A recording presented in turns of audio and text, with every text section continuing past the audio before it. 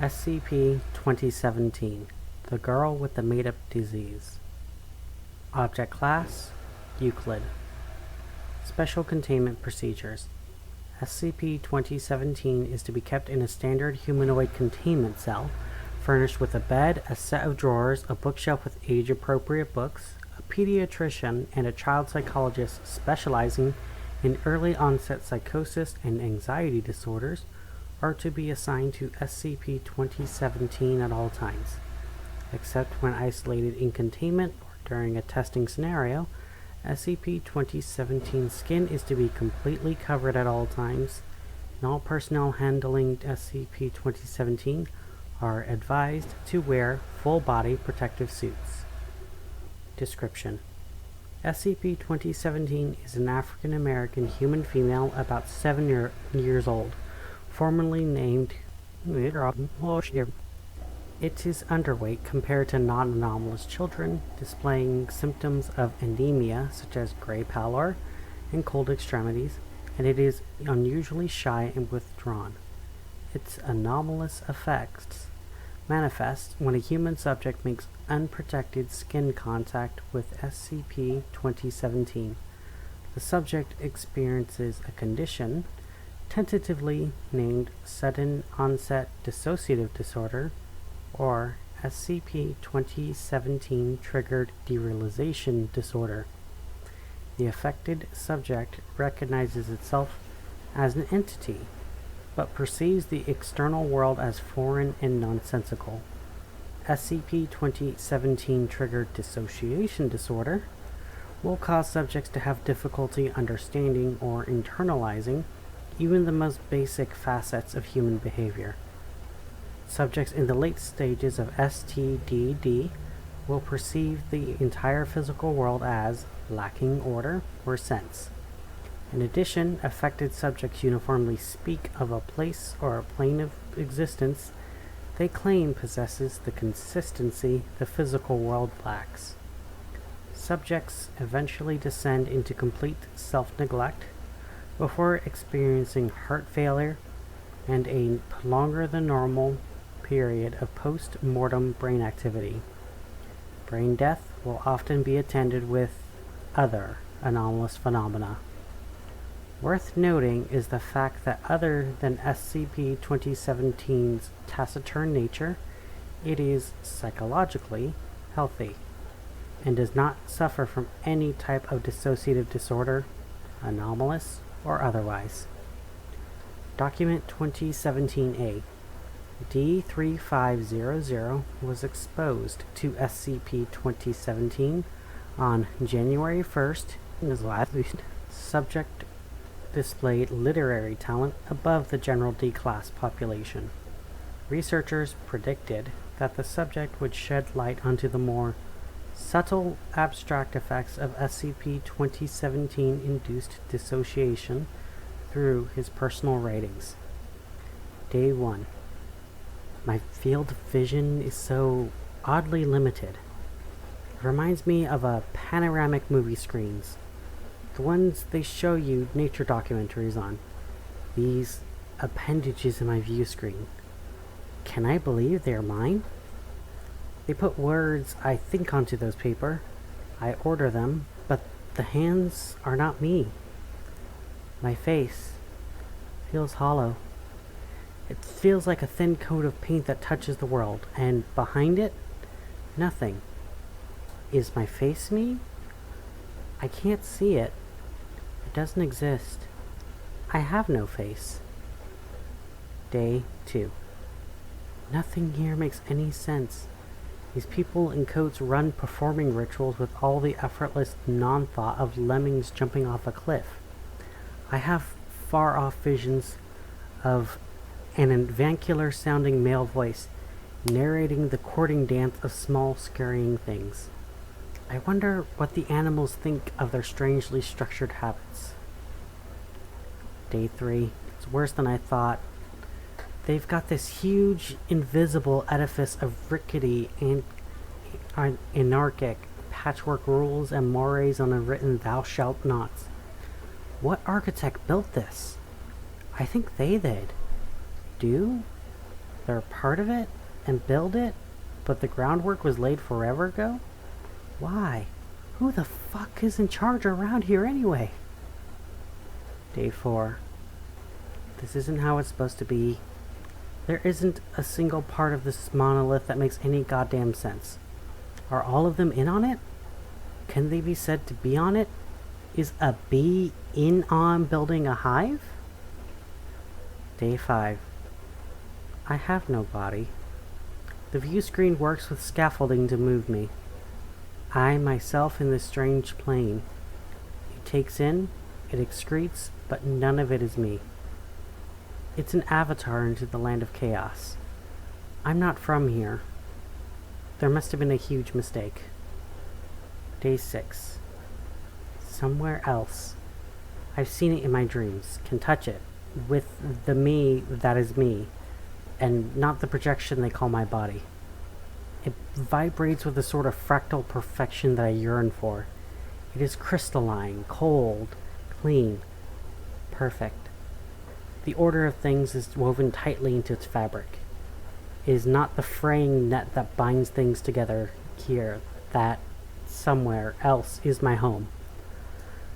By day 7. Subject refuses to move or eat. Subject requests recorder to continue his notes. Day 7 transcript. I am haunted by the visions of hands that touch other hands, faces, bodies, that were beings like myself.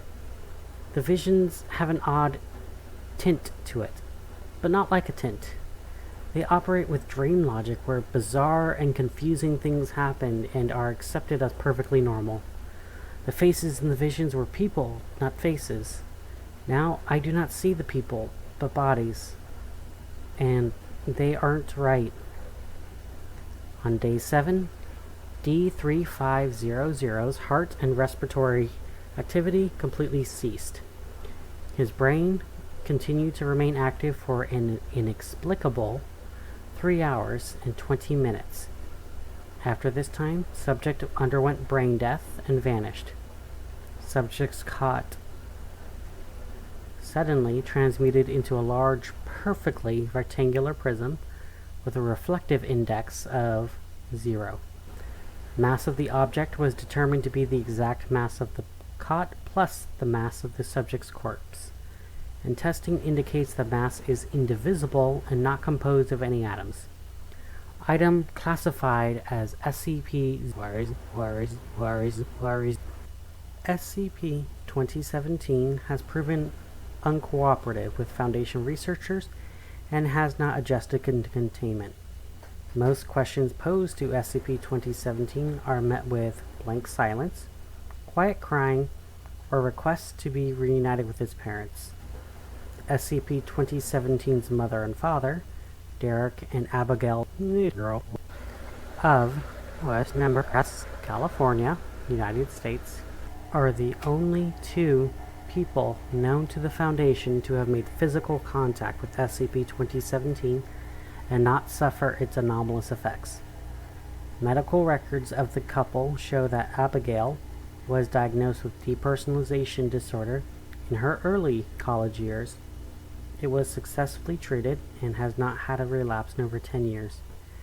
Derek has displayed many commonly recognized risk factors of dissociative disorders: early childhood abuse, prior hallucinogen use, depression, and he's received psychiatric treatment similar to that recommended for dissociative disorders, cognitive behavioral therapy, and a year-long regimen of antidepressants.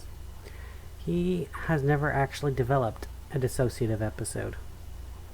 SCP-2017's mother and father were aware of SCP-2017's properties and attempted to conceal them from notice from a group such as the Foundation.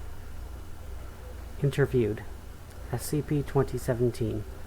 Interviewer. Dr. Alexis Baxter. Forward.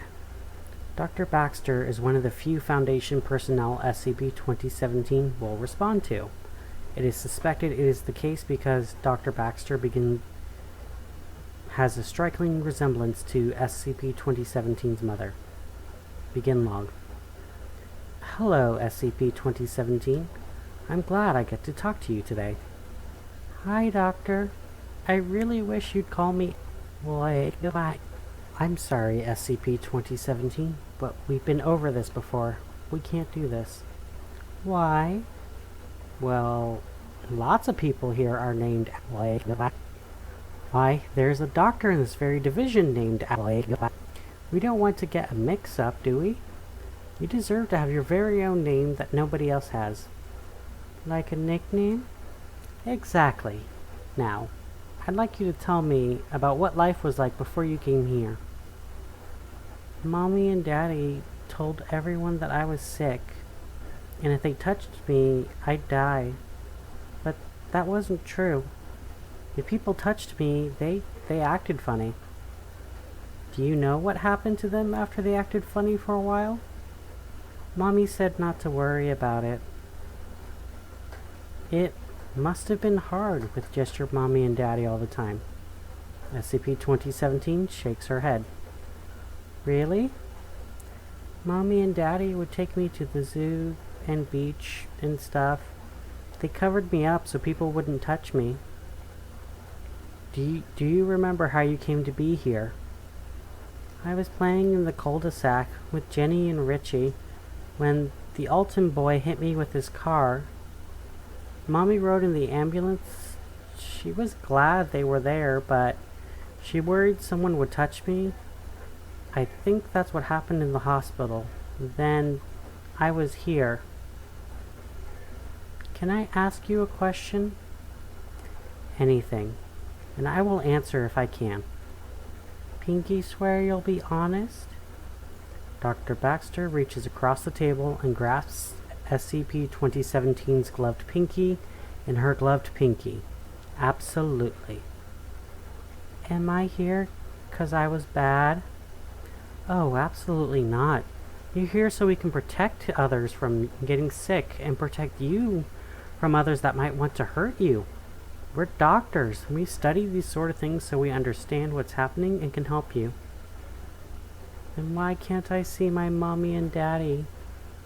Because it's still very dangerous.